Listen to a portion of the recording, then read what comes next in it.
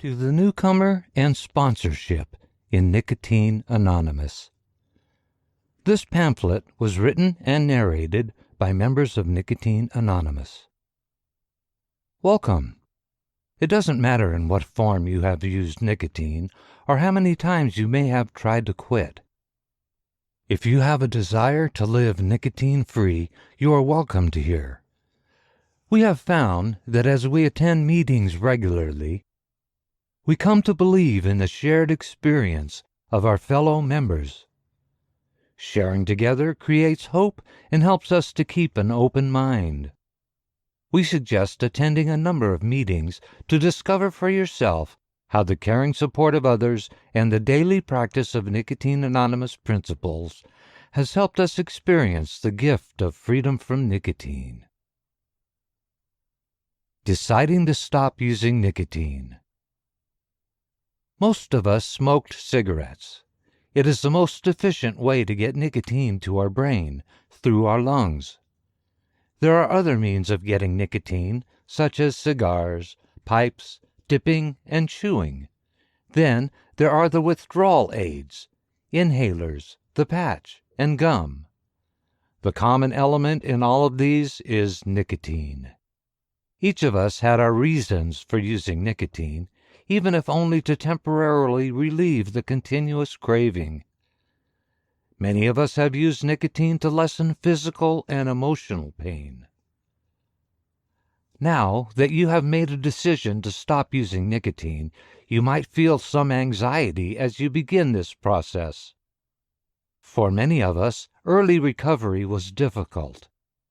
However, with the group's support, our worries were eased and our struggle was often less than we had anticipated. Most of us have used tobacco for years, and it was hard to imagine living without our constant companion. A sense of isolation is at the core of our addiction. We receive strength and understanding from our fellow members, which especially helps when we feel we might be losing it. You control your attitude. Make freedom from nicotine a challenge. Look at the process as an adventure. Use the bumps in the road to strengthen your skills and spirit to smooth out the next bump. As your connection with fellow members develops, new attitudes are learned. Anxieties may appear, but only for moments. Keep in the present. That's where the gift is. Start living one day at a time. Ask for help. This is a we program. We work together to help ourselves and each other reach our goal. We experience step 2, a power greater than ourselves could restore us to sanity, in action when listening at meetings. Make a commitment to call your sponsor before you put any nicotine in your body again. Talk to another member after a meeting. We don't have to wait for a major problem to develop before calling someone. Making a call will usually put off a craving until it passes. Calling before a craving even starts is good insurance towards abstinence. The phone list keeps us connected to a true source of support. Step 2. Came to believe becomes an even more intimate experience when we ask for help from a higher power of our own understanding. This is all part of a recovery process toward your own spiritual awakening and a life with more hope, joy, and peace. The urge passes whether you use nicotine or not. We've learned to dismiss the lie that we must use nicotine to function. Our addiction is a disease that progressively gets worse if we don't stop. The only way to truly be free of nicotine cravings is to stop putting that drug into our bodies. Each nicotine dose ensures the next physical craving cycle. Withdrawal is difficult, but unpleasant symptoms decrease with abstinence and time. Our own faith in recovery grows as we witness the freedom and joy in others, then ourselves. If you debate it, you'll lose. A slip starts in our heads before we put tobacco in our hands. To accept step one, that we are powerless over nicotine, is to also realize that using is not negotiable. For many of us, living nicotine-free takes several attempts. We only fail when we stop trying. If we pay attention, our trial runs can teach us a lot about what triggers our need. Make a list of what you want from recovery. Many of us may have set aside certain goals or dreams by medicating our anxieties and disappointments with nicotine. We settled for less. Our continuous nicotine use limited our possibilities. Now, recovery offers us new hope to change old patterns and accept new opportunities. Make a thorough list of reasons not to use nicotine, such as increasing your self-esteem, taking deep breaths, having more energy, really tasting food again, etc. Rereading your own words can be a source of strength, especially during times of stress. Leave room on the list for new hopes. Freedom from nicotine creates new possibilities. Get involved in Nicotine Anonymous. Our addiction does not take a day off. What we do today to stay nicotine-free does not guarantee our recovery tomorrow. Make your return to abstinence and sanity easier. Get involved. Come to as many meetings as you can during the week or start a meeting. Share your experience, strength, and hope. You have a valuable story for the newcomer and old-timer too. Commitment creates change.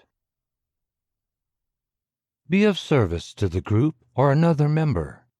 Help to set up, put out literature, or clean up after the meeting. Consider anything that needs to be done for the group to function. Service is gratitude in action. Gratitude can be a gateway to a peace and serenity that can help you remain nicotine-free and have a more joyous life. An invitation. We invite you to join and enjoy our member-supported program of recovery. Over time, by using this program of recovery to abstain from nicotine, physically, we achieve better health. Emotionally, we become more serene. Spiritually, we find hope and courage where there was doubt and fear. Our respect for each other is evident in our commitment to not criticize, gossip, or offer unsolicited advice. Members can work this gentle program at their own pace, but we strongly suggest newcomers select a sponsor as a source of help and guidance. Sponsorship in Nicotine Anonymous. Who is a sponsor? A sponsor is someone you ask to help guide you through the 12 steps. A sponsor is usually someone who has successfully stopped using nicotine. He or she has first-hand knowledge and understanding of what you are going through. Sponsors are members willing and able to share their recovery experience. Why have a sponsor? Getting and staying free from nicotine is not easy, and most of us need all the help we can get. Most of us have problems with how to live life. Sometimes we need guidance and understanding on a more personal level. Sponsorship can be a big help to us as we learn to apply the steps to our lives. We are always learning. When do you get a sponsor? Get a sponsor as soon as possible, even if you haven't quit using nicotine. A sponsor is valuable at any stage of the recovery process. A sponsorial relationship can begin on a temporary basis. However, it is important to work at developing a sponsorial relationship based on trust and honesty. This helps improve our other relationships. What are the benefits of being a sponsor? Many of us use nicotine to separate ourselves from our feelings and from others. Sponsorship is an opportunity to realize new rewards in a personal relationship. Health and recovery are wonderful experiences to share. Sponsoring someone can remind us of what it was like when we were quitting. This helps us to maintain a healthy respect for nicotine. By being a sponsor, we are given a chance to work the 12th step. We also receive a fresh opportunity to rework our own step process and further our own spiritual awakening. This pamphlet was produced by Nicotine Anonymous. Order printed copies of this pamphlet at our store.